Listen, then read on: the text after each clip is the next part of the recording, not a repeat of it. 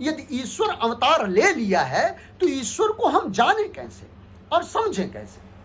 तो इस समझने के लिए एक बड़ा महत्वपूर्ण बात है, और वो 3 छोटी छोटी मतलब कहानियां हैं। कहानी क्या, मैं उनके प्रसंगों को आपको बताऊंगा कि 3 ऐसे व्यक्ति रामायण में हैं जो भगवान राम की को जानना चाहते हैं, उनको समझने का प्रयास करते हैं कि वो ब्रह्म है, ईश्वर है या नहीं। और पहला है सती जी। सती ईश्वर को जानने का प्रयास करती हैं, क्योंकि भगवान शंकर ने यह कह दिया कि ये भगवान राम ही ब्रह्म है, ईश्वर है। और ये त्रेता युग की कथा है कि सती के साथ शंकर भगवान एक बार अगस्त ऋषि के यहाँ जाते हैं, और इसलिए जाते हैं कि वो भगवान राम की कथा सुनना चाहते हैं। और कुंभज ऋषि जो अगस्त ऋषि हैं, वे जब देखते हैं तो उनके भाव में क्या आता है कि अरे आज तो हमारे पास जगत पिता और जगत माता आ रही हैं, संग सती जग जननी भवानी और पूजे ऋषि अखिलेश्वर जानी। उन्होंने शंकर को जगत पिता के रूप में देखा और सती को जगत जननी के रूप में देखा। और वहां जाकर शंकर भगवान ने कुंभज ऋषि से कहा कि आप हमें भगवान राम की कथा को बताइए।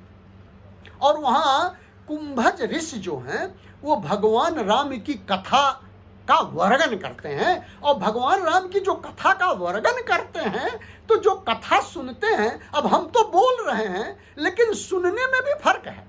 कौन, कितने लोग किस ढंग से सुन रहे हैं, ये भी बड़ा महत्वपूर्ण है जानना कि आप सुन क्या रहे हैं।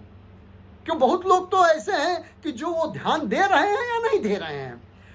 और उस संदर्भ में जब सुनने की बात आई है तो एक चौपाई सीधी सी रामचरितमानस में लिख दी है कि राम कथा मुनिवर्ज बखानी, सुनी महेश परम सुख मानी। राम की कथा अगस्त ऋषि ने कही तो गए थे तो शंकर और सती दोनों, लेकिन चौपाई में लिखा है कि सुनी महेश परम सुख मानी। लेकिन केवल शंकर भगवान के सुनने की बात कह गई है, और वह सती सुन रही है, ऐसा नहीं लिखा गया है। और जब कथा हो गई तो कथा हो जाने के बाद जब वो चलते हैं तो चलने के साथ तब क्या बोलते हैं कि भाई वो दोनों निकलते हैं। तो एक चौपाई आती है और कहते हैं कि मुनिसन विदा मांग त्रिपुरारी, चले भवन संग दक्ष कुमारी। बोले कि फिर इसके बाद जब कथा हो गई तो कथा सुनने के बाद दोनों जो हैं चलते हैं। और चलते हैं तो कौन जा रहा है, एक तो त्रिपुरारी जा रहे हैं और दूसरे दक्ष कुमारी जा रही हैं। मतलब वो दक्ष कुमारी हैं और ये त्रिपुरारी हैं। त्रिपुरारी त्रिपुर सुर को मारने वाला, और वास्तव में इसके संकेत देखिए तो त्रिपुर सुर का मारना, हमारे यहाँ त्रिपुरा जो है वो हमारे अंदर काम क्रोध लोभ है। जीवन में जब तक काम क्रोध लोभ नहीं मारा जा सकता व्यक्ति त्रिपुरारी नहीं हो सकता। और शंकर भगवान थे और ये थी सती। तो सती दक्ष कुमारी के रूप में जा रही, वहां शब्द लिखा दक्ष कुमारी, वो दक्ष की कन्या थी। और दक्ष का मतलब क्या होता है, जब हम उसकी साहित्यिकता में जाते हैं तो उस बात को हम समझने का प्रयास करते हैं कि दक्ष मतलब क्या होता है, जो बहुत ज्ञानी है, जो बहुत सर्वज्ञ है। तो जब सब कुछ जानता है तो ऐसा व्यक्ति, जब हम जानते हैं कि जैसे अब ये कथा चल रही है रामायण की कथा, तो हर व्यक्ति अगर गया हुआ है भगवान राम के चरित्र को सुनना चाहता है। लेकिन जब हम यह सोचेंगे कि अरे क्या है, रामायण की कथा है, राम का तो वही पुराना चरित्र है, हम तो सब जानते ही हैं, तो हम जब इस भाव से वहां कथा में बैठेंगे तो हम कुछ सुन पाएंगे नहीं। हर वक्ता का अपना एक भाव है और उस मनोभाव के रूप में वो चीजों को प्रस्तुत करना चाहता है, वो प्रेषित करना चाहता है कि लोग हमसे सुने समझे। किंतु जब हम यहाँ हमारे भाव में ये रहेगा कि अरे हम तो राम का उस चरित्र अच्छी तरह जानते हैं, तो हम वो सुन नहीं पाते हैं। और बस दक्ष कुमारी की यही बात हुई। शंकर ने तो भगवान राम की कथा को परम सुख से सुना, लेकिन सती ने सुना नहीं, क्योंकि वो दक्ष कुमारी होकर के जा रही थी। वो तो अपने आप को बहुत सर्वज्ञ जान रही थी, गुणज्ञ जान रही थी, दक्ष जान रही थी कि बस मुझे तो सब पता है। और फिर परिस्थिति क्या बनती है कि जैसे ही थोड़ी दूर आगे जाते हैं, चूंकि त्रेता का समय था, उसी समय सीता का हरण हुआ था और भगवान राम सीता के लिए विलाप करते हुए पागलों की बात निकल रहे थे। हे खग मृग हे मधुकर सेनी और तुम देखी सीता मृग नैनी, ऐसा कह करके वो आगे बढ़ रहे थे। और जैसे ही इनको भगवान राम को ऐसे रोते बिलखते हुए सीता के वियोग में देखा तो शंकर भगवान ने दूर से ही उनको प्रणाम किया। क्या कहा? जय सच्चिदानंद जग पावन, अस कहि चले मनोज न सावन। शब्दों में हम जरा जानना चाहते हैं ये दो शब्द कि एक व्यक्ति जो बहुत दुखी है उसको जब शंकर भगवान प्रणाम कर रहे हैं तो बोले जय सच्चिदानंद, ए सच्चिदानंद आपकी जय हो। भगवान राम उस समय तो दुखी हो करके सीता के वियोग में रोते हुए जा रहे हैं, लेकिन शंकर भगवान अपने भाव से उनको ईश्वर देख रहे हैं और देख करके कह रहे हैं जय सच्चिदानंद जग पावन। और ऐसा कह करके कौन कह रहा है? इसे कौन कह रहा है? अस कही चले मनोज न सावन। इसको कहने वाला कौन है? मनोज को मारने वाला, काम को मारने वाला जो है एक कामी व्यक्ति को प्रणाम करते हुए कह रहा है कि जय सच्चिदानंद घन पावन, अस कही चले मनोज न सावन। और यह बात सती जब देखती हैं तो बड़ा संशय हो जाता है, करे ये क्या है?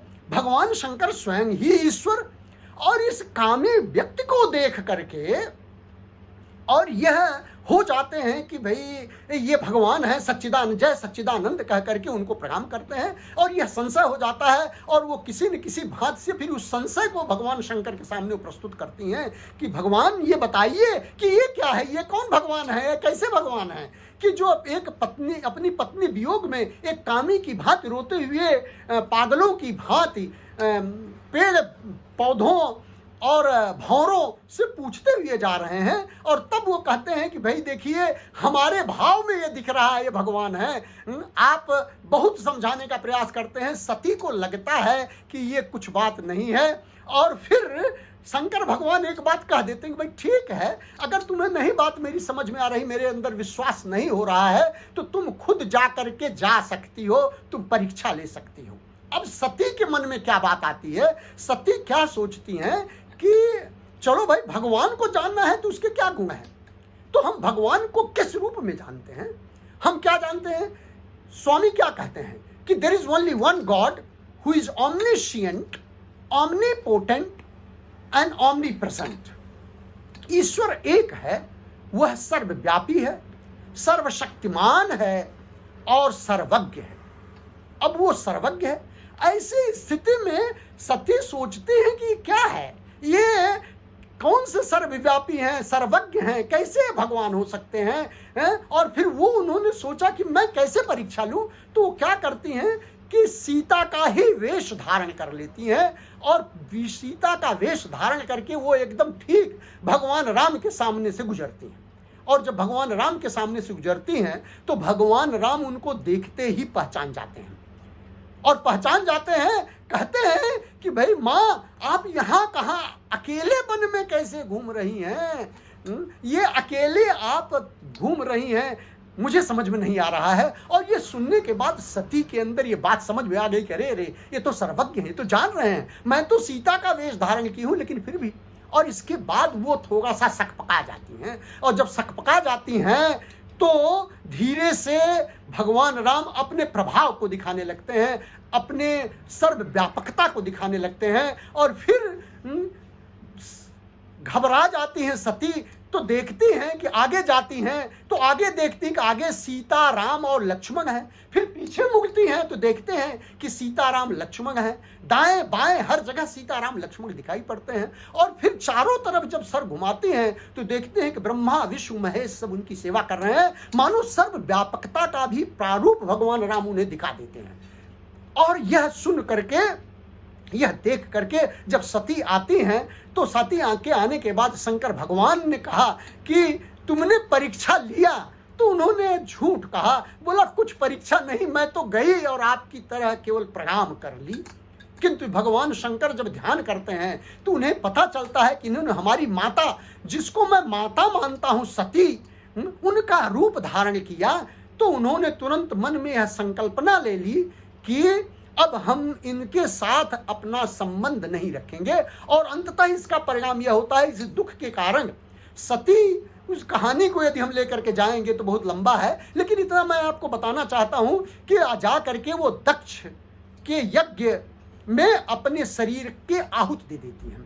और इसके पीछे, इस सारी कहानी के पीछे जो संकेत है वो क्या है कि ईश्वर को हम जब समझना चाहते हैं तो उसमें सबसे बड़ी जो बाधा है वह है हमारे शरीर की। हम जो शरीर मानते हैं अपने आप को कि मैं एक व्यक्ति हूं, फिर व्यक्ति के बाद एक वर्ण का हूं, फिर वर्ण से हमारे अंदर एक योग्यता आ गई तो मैं एक डॉक्टर हो गया, मैं एक इंजीनियर हो गया, वकील हो गया। तो ये जो संबंध है, ये जो ज्ञान का अहम है, ये जो ज्ञान है, सर्वज्ञता है, ये जो दक्षता है, ये दक्षता ही हमारे जीवन में ईश्वर को न समझ पाने की सबसे बड़ा कारण है। और यही कारण है कि इस कहानी के संकेत के माध्यम से ये बताया गया है कि वो दक्ष की कन्या है। वो दक्ष की कन्या थी। मानो ये जो सती का स्वरूप था, सती को इस बात की समझ आ गई कि वास्तव में ये जो मेरा शारीरिक संबंध है, जो शरीर की अहमता है, इसके द्वारा हम ईश्वर को नहीं देख पाते, नहीं जान पाते हैं। और जब तक हम इन संबंधों को नहीं हटाते, मतलब जब तक जीवन में ये संसार है और संसार के सारी व्यापकता है, तब तक हम ईश्वर को नहीं समझ पाएंगे। ईश्वर को समझने के लिए बड़ा जरूरी है कि हम अपने शरीर के संबंधों का, शरीर के संबंधों का त्याग करें। त्याग करने का मतलब यह नहीं कि हम संसार छोड़ दें, हम ईश्वर की उस व्यापकता को पहुंचे, समझें, जिसमें वो सब में विद्यमान है। जिसे भगवान बाबा ने बात कही है कि जब करंजिया ने कहा कि क्या आप भगवान हैं, तो उसका जो उत्तर भगवान देते हैं इसी बात को समझाने का प्रयास है कि not only I am God but you are also God. तो आप जब इस बात की चर्चा करते हैं शरीर के संबंध कि भाई ये हमारा लड़का है तो ये हम ज्यादा उससे प्रेम करें, एक दूसरे का लड़का है तो हम उससे दूसरे उतना प्रेम ना करें, यह जो है, यही जो है संबंध है, यही संसार बन जाता है, अपना और पराया। ये जो चैतन्यता का जो ह्रास होता है, ये जो उदार चरित्र का जो की कमियां आ जाती हैं, उसकी वजह से हम ईश्वर को नहीं समझ पाते हैं। तो ईश्वर के जानने का सबसे बड़ा यह है कि हमें ईश्वर के जानने के लिए अपने सारे संबंधों को हटाना पड़ेगा और उसके